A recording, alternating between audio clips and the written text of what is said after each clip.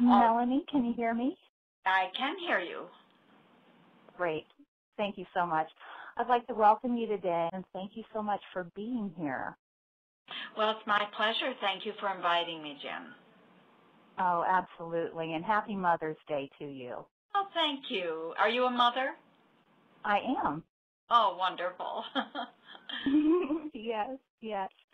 Okay, well, of course, Melanie, we want you to talk about the studies that you did in Jamaica back in the 80s and how the effects of cannabis use during pregnancy translate to the pregnant mother and the fetus and consequently to the child in later years. But first, I would like you to tell us about your early years before you became active in the movement.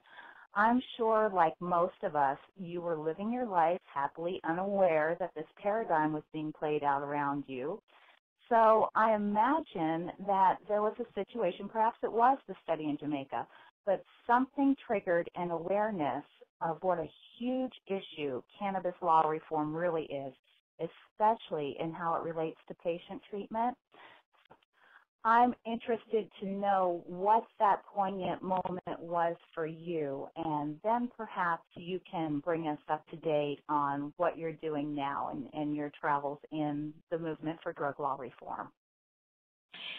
Well, I'm not sure if there was any one specific defining moment, but when I was a young graduate student in anthropology at Columbia University, my major professor invited me to go to Jamaica. I had been there one summer earlier working on another project, but he invited me to go back and work on a study of chronic marijuana use.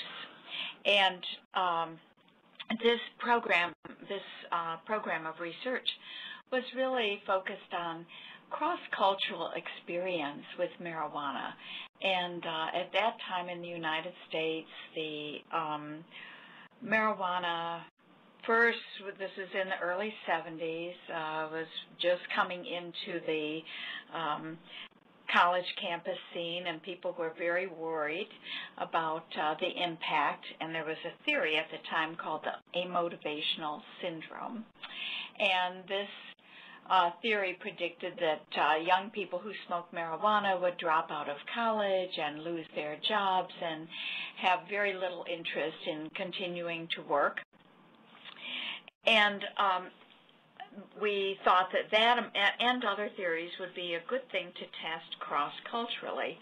And I knew from my previous exposure to Jamaica that, in fact, marijuana was used, or ganja as it's called in Jamaica, was used not only as a recreational drug, but also as a sacrament within the Rastafarian religion, and also that women prepared this ganja in several forms for medicinal purposes.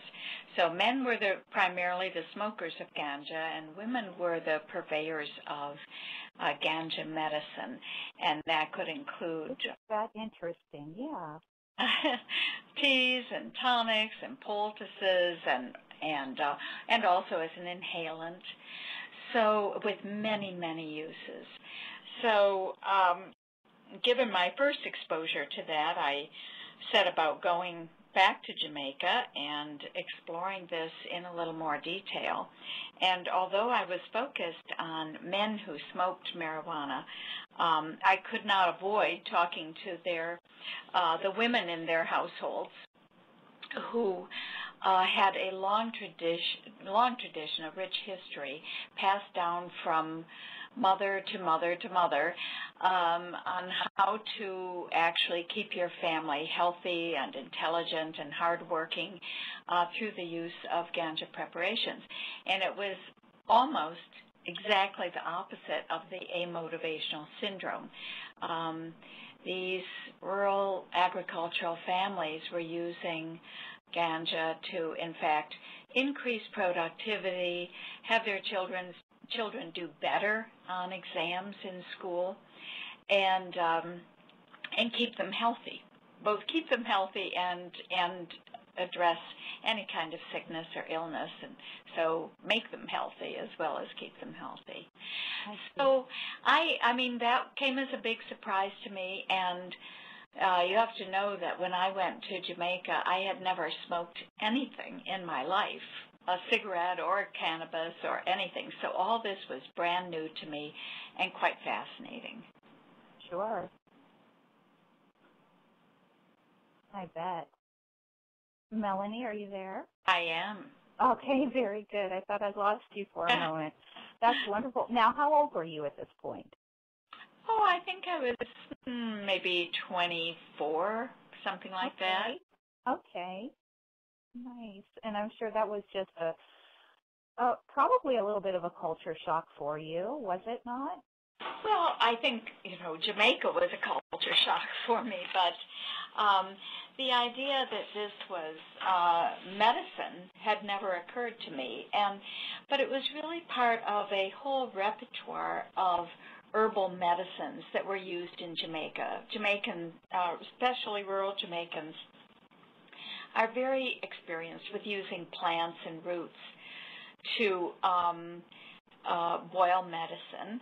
And as one very knowledgeable woman told me, yes, we know all about herbs for curing illness, but the king of herbs is ganja.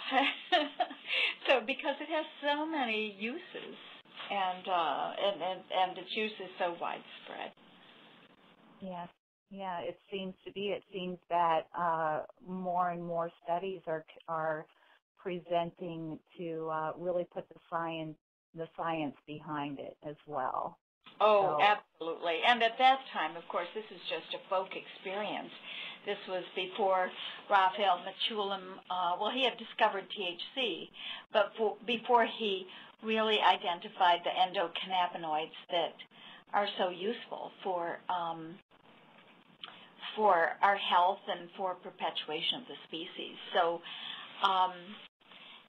this was very much folk medicine and probably not particularly well received by our, North American scientists. Yes. Yeah, I saw some of the backlash that you got after the study, which is a shame. So let's talk about a little bit about the results of this study, because it's so interesting. Well, counterintuitive, I'm sure, from what you expected going in. A little counterintuitive. I think the first study was really a comparison of working class men who smoked and men who didn't smoke, and basically it was a medical anthropological study, and one of my jobs was to recruit subjects for the study, and the cultural integration of cannabis in Jamaica quickly became evident because it was very easy to find working class men who smoked marijuana and very difficult to find working class men who didn't use it. And so putting together a comparison was not easy. We did it, but it wasn't easy. And some of the things that we found are attributable, really, I think, not so much to the cannabis itself, but simply to the social embeddedness of cannabis use, ganja use in Jamaica. So, for example, on the psychiatry studies, the mental health studies, our smokers were came out really much significantly better adjusted than our non-smokers. Well, when you think about a culture in which the men who don't smoke are already a little bit weird, it was, they're already sort of a group out of the social norm, I suppose. Of the norm, exactly. Yeah, right. So, I would not attribute that to smoking necessarily improves your mental health, but I think as a symbol of good social adjustment and relationships, it's interesting. It certainly doesn't appear to be doing any harm. Mm-hmm. So then, okay, so then, you know, our first study was just looking at what are the effects of chronic use. And while I was there and really became associated with the women who were using cannabis in some form, I thought it would be interesting to just focus on the women's use, because most of the women were not smokers, and men did not like to have women smoking it, except in perhaps a pre-sexual context or something like that. But they really thought that this was a man's activity.